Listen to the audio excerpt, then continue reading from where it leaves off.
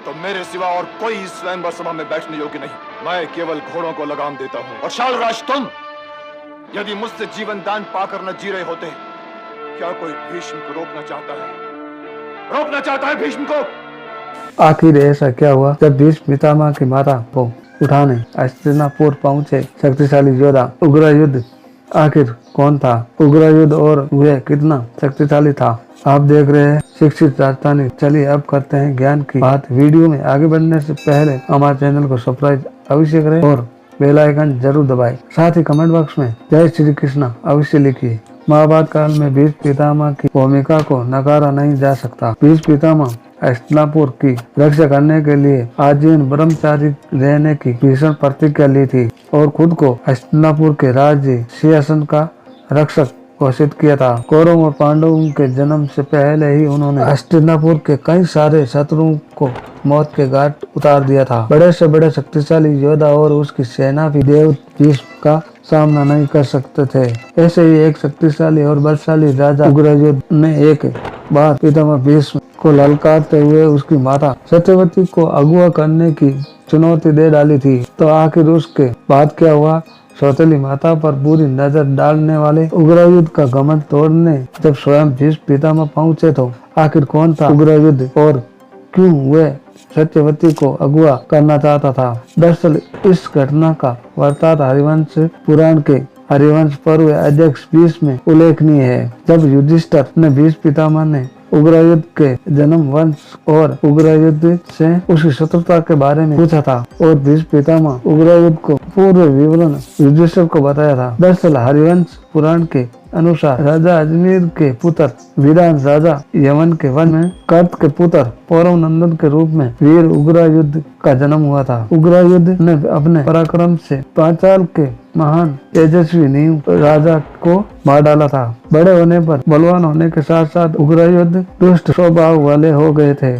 उसका महान चक्कर नीपू का संहार करने वाला था और लगातार युद्ध में विजय मिलने के बाद उग्रयुद्ध का अभिमान लगातार बढ़ता चला गया। द्वापर युग में जिस समय राजा सातयन की मृत्यु हुई थी उस समय भीष्म पिता उसके देह संस्कार के कार्य में पूरा करने के लिए बिछाना बैठे हुए थे। उसी समय राजा उग्रयुद्ध का एक दूत उग्रयुद्ध का संदेश लेकर उसके पास आया। उस संदेश में लिखा था कि अगर भीष्म पितामह स्त्रियों में रत्न रूपी उसकी माता सत्यवती को उग्रयुद्ध की भार्या बनाने के लिए उन्हें सौंप देंगे तो वह उसके बदले में एक विशाल राज्य उन्हें अपार धन के साथ दे देगा और खुद इसी धरती पर गंधकाली को पाकर रत्नों के भागी हो जाएगी। संदेश में उग्रयुद्ध के ऐसे निष्ठा भरे शब्द सुनकर भीष्म पितामह का गुस्सा सातवें आसमान पर था, लेकिन उसे संदेश को उग्रयुद्ध ने पितामह भीष्म को अपने परम दूरी चक्कर योद्धा का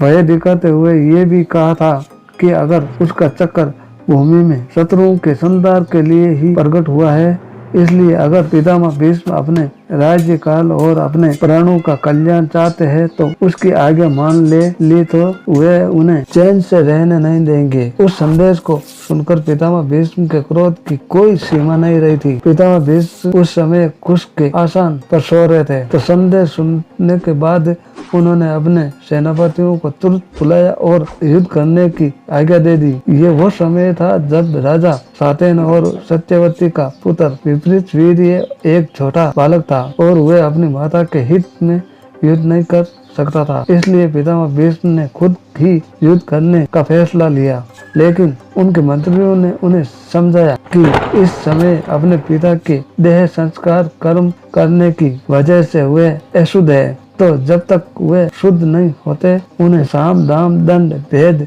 की नीतियों से प्रयोग करके युद्ध लड़ना चाहिए और शुद्ध होने के पश्चात वे युद्ध भूमि में उग्रयुद्ध से आमने सामने युद्ध लड़ सकते हैं। मंत्री की बात से सहमत होकर पितामह भीष्म ने उसी समय युद्ध करने का विचार त्याग दिया। साथ ही शास्त्रों और नीतियों में चतुर उसके मंत्रियों ने सभी प्रकार के दूसरे उपायों से शांति समझौता का प्रयास किया, लेकिन स्त्री कामुकता में उग्रयुद्ध की बुद्धि भ्रष्ट हो चुकी थी और वे बिल्कुल नहीं माना।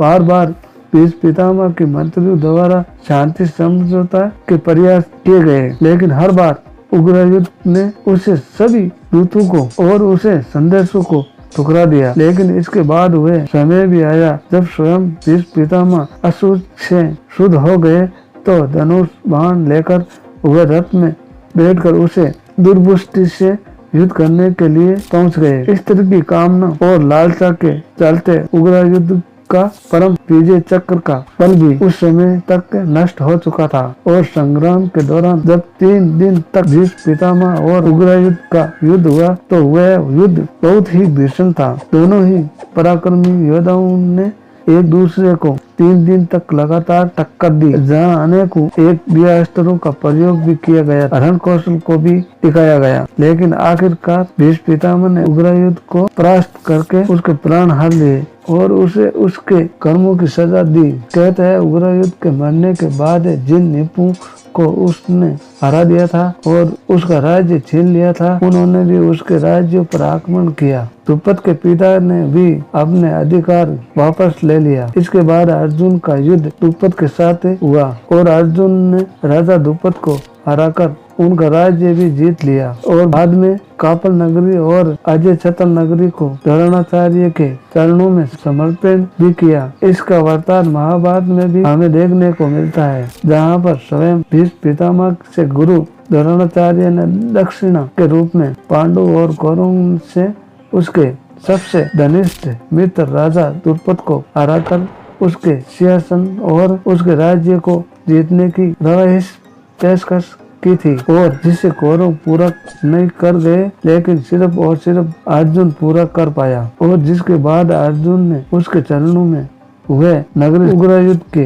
राज्य पर आक्रमण करके समर्पित कर दी, जिसे गुरु द्रोणाचार्य ने वापस राजा द्रुपद को लौटा दिया। लेकिन पितामह भीष्म ने उग्र युद्ध के साथ राजा द्रुपद पर भी अपनी जीत हासिल कर ली थी और हस्तिनापुर के एक सबसे बड़े शत्रु को मार डाला था। आशा करते हैं कि उग्र योद्धा के बारे में ये संपूर्ण जानकारी आपको बेहद ही पसंद आई होगी। अगर आप इस घटना के बारे में वर्तांत से पढ़ना चाहते हैं तो हरिवंश पुराण के हरिवंश पर्व अध्याय 20 में बारीकी से इसके बारे में उल्लेख किया गया है, जहाँ युधिष्ठिर को स्वयं पितामह भीष्म उसके साथ हुए उग्र युद्ध के संपूर्ण विवरण वाले भाग को बता रहे हैं, तो आप यहाँ पर जाकर भी पढ़ सकते हैं। अगर आपको हमारी ये खास जानकारी या वीडियो अच्छी लगी है तो इसे लाइक करें, हमारे चैनल को सब्सक्राइब करें और ज्यादा से ज्यादा शेयर भी करें। तो मिलते हैं अगली बार एक नई खास वीडियो के साथ, तब तक के लिए देखते रहिए शिक्षित राजस्थानी चैनल। नमस्कार।